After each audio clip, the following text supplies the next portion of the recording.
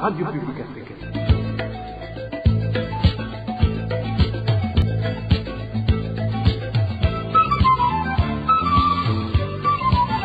Radio Publique Africaine.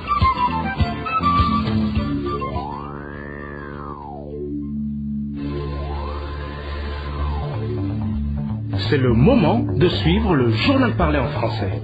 À la présentation, Émile Nivasumbo. Nous sommes le 30 juillet 2021. Les principaux titres de ce journal.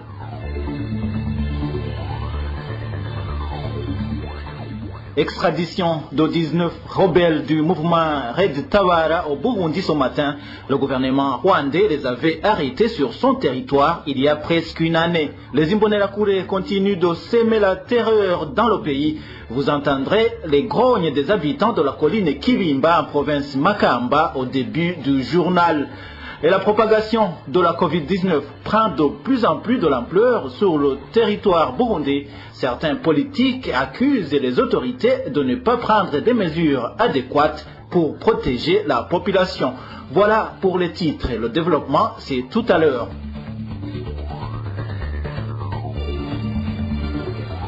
Les Imbonerakure de la colline Kibimba en commune Mabanda, nous sommes dans la province Makamba, sont accusés de torturer la population. Un habitant de cette colline a récemment été battu à mort par ses membres de la Ligue des jeunes du parti CNDD-FDD.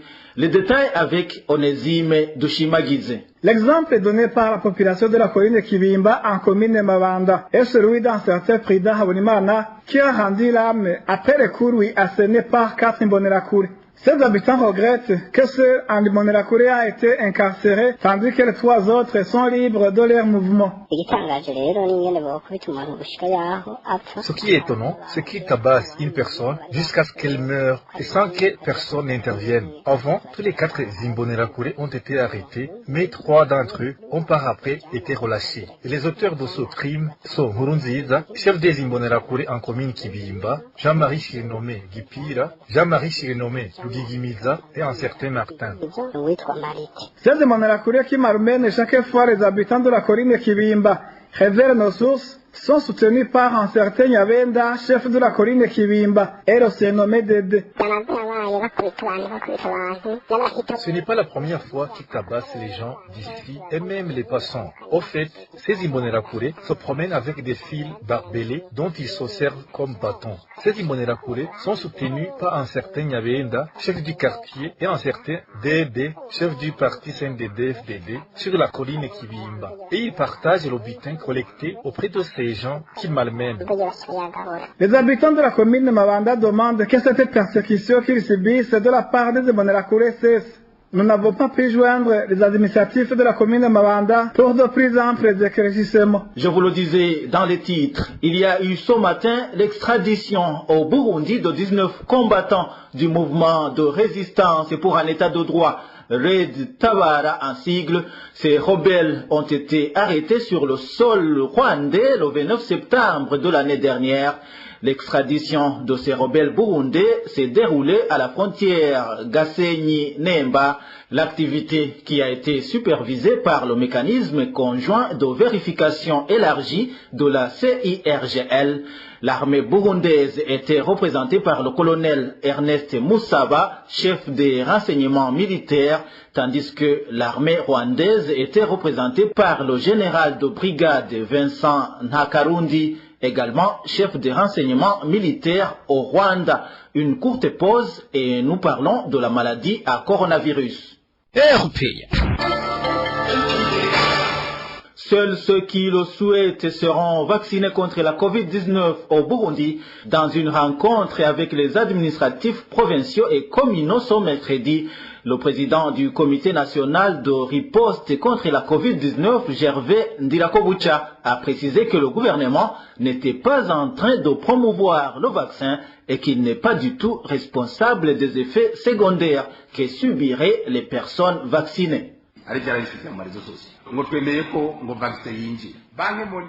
Il y a des informations faisant étant que nous avons permis l'accès des vaccins contre la COVID-19. Comprenez bien que la Banque mondiale nous a promis de nous apporter les vaccins et en tant que le comité chargé de la COVID-19 et le gouvernement, nous avons accepté de les recevoir, mais nous allons les conserver dans les réfrigérateurs que nous avons disponibilisés à la Kabebou et à l'INSP pour que chaque personne qui veut se faire vacciner puisse recevoir ce service. Mais le gouvernement se lave les mains quant aux conséquences et aux effets secondaires dus à ces vaccins. Sachez que le gouvernement n'a pas amené les doses pour vacciner sa population. Nous disons merci à tous ceux qui veulent nous aider et qui nous ont fait des dons de vaccins, mais qu'ils sachent qu'ils n'auront aucun centime de la part de l'État, mis à part un petit mot de reconnaissance et de remerciement. C'est ça qui était à l'ordre du jour du Conseil des ministres d'hier. Ne soyez pas manipulés par des journalistes qui veulent vous faire croire que le gouvernement a autorisé ses citoyens à recevoir ce vaccin. La vaccination sera volontaire. D'ailleurs, il y en a qui se rendaient à Nairobi pour ça. Mais maintenant, ils vont pouvoir faire sur place en introduisant une demande relative auprès du ministère de la Santé. Ce n'est pas du tout un acte de revirement comme certains veulent faire croire. Comprenez bien qu'on ne pouvait pas dire non à une aide.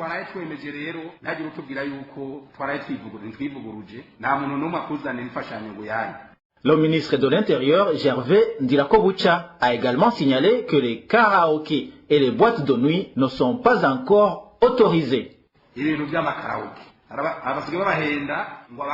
Je voudrais dire une chose sur le sujet de karaoké et de boîtes de nuit. Il y a des gens qui viennent vous mentir qu'ils organisent des soirées dansantes pour une catégorie de gens qui ont plus de 45 ans et vous tombez dans leur piège. Est-ce que les personnes âgées sont immunisées contre la COVID-19? Faites attention avec ces businessmen. Ils peuvent vous tendre en piège juste pour leurs intérêts. Sachez bien qu'on n'a pas encore ouvert les karaokés et les boîtes de nuit et on ne l'envisage pas d'aussitôt. Voyez ce qui se passe chez nos voisins où les gens sont enfermés dans leur maison. Vous devez redoubler de vigilance afin de protéger la population. Entre-temps, le ministre de la Santé publique s'est rendu sur terrain ce jeudi dans les districts sanitaires les plus touchés par la pandémie de coronavirus, dont celui de Kirundo et de Kiremba. Le ministre de la Santé a fait savoir que des équipes spéciales de techniciens ont été dépêchées dans ces deux districts pour appuyer d'autres agents de santé. Ce jeudi, une vingtaine de nouveaux cas positifs ont été diagnostiqués dans le district sanitaire de Kiremba en province Ngozi, tandis que plus de 130 personnes sont sous suivi médical au lycée de Kirundo en province Kirundo, suivez Dr Tade Ndikumana. Nous avons effectivement, il y a une semaine, qu'on a constaté qu'il y a la recrudescence des cas de Covid dans le district sanitaire de Kiremba, ici là où nous sommes, et le district sanitaire de Kirundo. Alors, nous avons dépêché des équipes qui sont venues appuyer les EIR au niveau des districts pour pouvoir faire le dépistage actif, dépistage de masse, sur les collines sur lesquelles nous avons constaté qu'il y a recrudescence des cas. Donc, nous sommes très satisfaits parce que depuis une semaine, nous avons dépisté beaucoup de milliers de personnes dans ce district, sur toutes les collines. Comme vous l'avez souligné, il y a recrudescence des cas liés au fait que nous avons intensifié le dépistage. Ce n'est pas mauvais, mais la stratégie du ministère de la Santé, c'est de pouvoir appuyer là où on constate une augmentation des cas, on fait le dépistage actif pour freiner l'épidémie. Le message est simple, c'est de pouvoir toujours observer les mesures barrières, les mesures d'hygiène, ne pas se lasser. Parce que quand les gens observent qu'il y a une diminution des cas, ils abandonnent les mesures barrières alors que c'était le moment pour les renforcer. Nous interpellons la population à pouvoir toujours se laver les mains au savon, mais aussi essayer d'observer les mesures barrières, éviter de se serrer les mains, de s'embrasser, de partager la même bouteille. Je pense que les administratifs et les agents de santé communautaire sont allés dans tout le pays pour pouvoir encore une fois sensibiliser. C'est ensemble qu'on pourra vaincre cette épidémie. Nous avons des tests de dépistage en quantité suffisante, mais aussi les médicaments sont disponibles gratuitement pour pouvoir mettre sous traitement les cas positifs. Mais aussi nous travaillons avec les relais communautaires et les élus locaux pour pouvoir sensibiliser davantage, appuyer la population à observer les confinements à la maison parce que c'est cette stratégie qu'on adopte. Au total, 215 cas positifs ont été confirmés pour la seule journée de jeudi. Selon le rapport de la Commission nationale chargée de suivre l'évolution de cette pandémie, 199 de ces cas sont des transmissions locales, alors que 16 cas ont été importés de l'étranger, en plus des provinces de Bujumbura, Ngozi et Kirundo qui, depuis un certain temps, connaissent un plus grand nombre de cas. Il s'ajoute des provinces comme Ruyigi et Muyinga qui ont enregistré respectivement 22 et 10 cas positifs la même journée de jeudi. Officiellement, le Burundi reconnaît jusqu'à présent 9 décès suite à la Covid-19. Jérémy Minani, lui, estime qu'aucun effort n'a été fourni par le gouvernement burundais pour prendre les mesures barrières contre la Covid-19. Les mesures actuelles qui ont été décidées, y compris l'acceptation du vaccin contre la pandémie, ont été prises juste pour pouvoir bénéficier des fonds qui seront débloqués par la Banque mondiale et le Fonds monétaire international. Le président du parti RDB affirme que le gouvernement n'est pas préoccupé par le sort de sa population, mais qu'il veut seulement renflouer ses caisses. Mais qu'à cela ne tienne, poursuit Jérémy Minani, même si le gouvernement ne veut pas l'admettre publiquement, il est clair qu'il est conscient de la nécessité du vaccin, vu comment il incite ses militaires à se faire vacciner contre la Covid-19 lorsqu'ils vont dans des missions de maintien de la paix. Suivez Jérémy Minani. Dès l'apparition de la pandémie du coronavirus, le Rassemblement démocratique burundais a écrit à Pierre Nkurunziza, qui dirigeait le Burundi, pour lui dire de prendre des mesures significatives visant à limiter la propagation de cette pandémie sur l'ensemble du territoire burundais. Mais ce que nous avons vu un gouvernement qui restait dans la logique du déni de l'existence même de la pandémie. Et la réalité est que cette attitude du régime a laissé la pandémie se propager sur l'ensemble du territoire. On a entendu Évariste Ndayishimiye qui a tenté de manipuler l'opinion en faisant croire qu'il va s'attaquer à la pandémie du coronavirus, simplement parce qu'il voulait caresser le FMI et la Banque mondiale afin d'avoir des fonds. Mais la réalité est que son discours était contraire à ses actions sur le terrain. Maintenant, ce que nous voyons, c'est que parce qu'il veut avoir des fonds de la Banque mondiale et du Fonds monétaire international, il veut faire croire qu'il va accepter le vaccin du Covid-19, mais son discours, encore une fois, est confus parce qu'il dit que le vaccin sera distribué à ceux qui le veulent, alors qu'il n'y a pas de politique de sensibilisation de la population pour contrer la désinformation à propos de ce vaccin, pour inciter la population à accepter ce vaccin. Ce qui signifie que ce qui motive le régime, ce n'est pas la maîtrise de la pandémie, mais plutôt cette manne financière que le régime veut accumuler, simplement parce que le régime, en sensibilisant, l'obligeant les militaires à accepter le vaccin, il veut recevoir la manne financière qui accompagne ces missions de maintien de la paix. La même chose, le régime veut manipuler la Banque mondiale, le Fonds monétaire international, pour que le régime accepte le vaccin, mais ne prend pas des mesures pour sensibiliser la population pour accepter ce vaccin. Pour clore ce chapitre Covid-19, rendons-nous à Ouganda où les réfugiés burundais du camp de Nakivale s'inquiètent à cause du nombre de réfugiés contaminés qui s'alourdit. Au lieu de les placer en quarantaine, on les envoie prendre des médicaments à la maison selon ces réfugiés. Les détails avec Marie-Ange Irakoze. Dans l'objectif de combattre la pandémie du coronavirus dans le camp de Nakivale, une formation a eu lieu pour apprendre à ces réfugiés comment se protéger contre cette pandémie qui est déjà présentée dans ce camp. Néanmoins, ces réfugiés burundais se disent inquiets car, selon toujours les mêmes informations, ceux qui ont été testés positifs n'ont pas été mis en quarantaine. Ce réfugié du camp de Nakivale témoigne.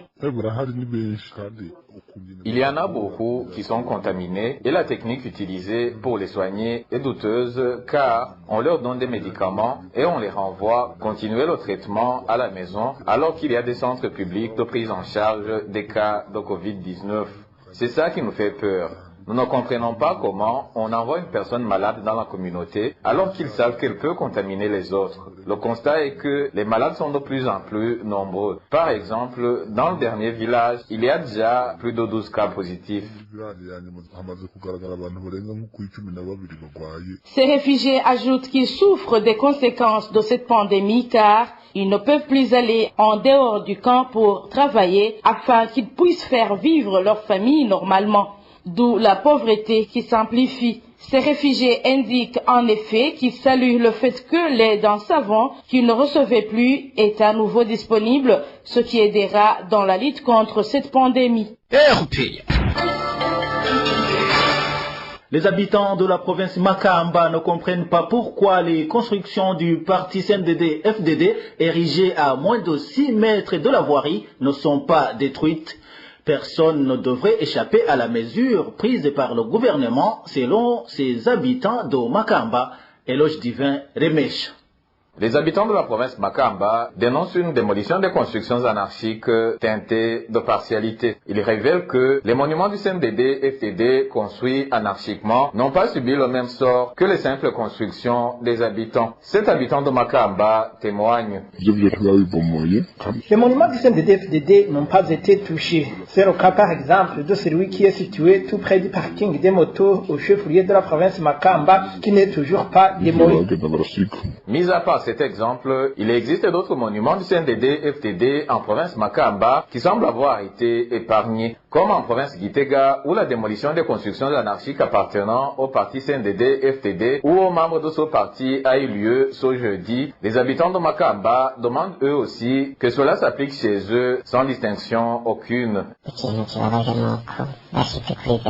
Ce qui nous attriste, c'est qu'ils démolissent tout, mais laissent exprès ces monuments portant des symboles du parti CNDD-FDD. À titre illustratif, il y a le monument situé près de la paroisse de Makamba, celui se trouvant près du marché de Makamba, celui de Mabanda sur la route menant vers Mugina en direction de la frontière avec la Tanzanie, ainsi que celui situé au niveau d'un rond-point érigé en commune Nyanzarake. Nous demandons que cette mesure du gouvernement soit appliquée à toutes les constructions anarchiques, sans exception.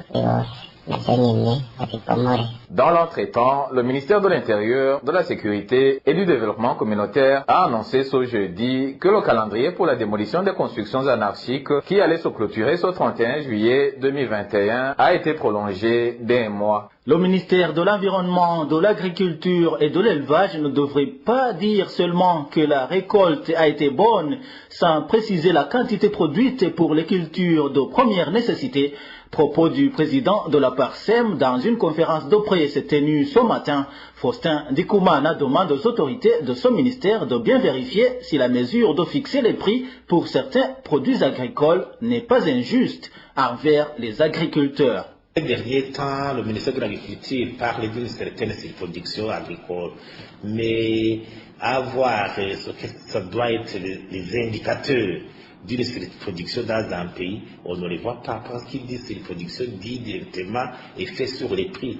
Or, l'inflation aujourd'hui est galopante dans notre pays et cette inflation est largement influencée par les produits agricoles. C'est plus de 10%. L'inflation a des chiffres des produits agricoles. Ça serait contraire de constater une surproduction et en même temps la flambée des prix. Et aussi sur le terrain, on voit la rentrée de certaines denrées alimentaires comme la banane, la patate douce.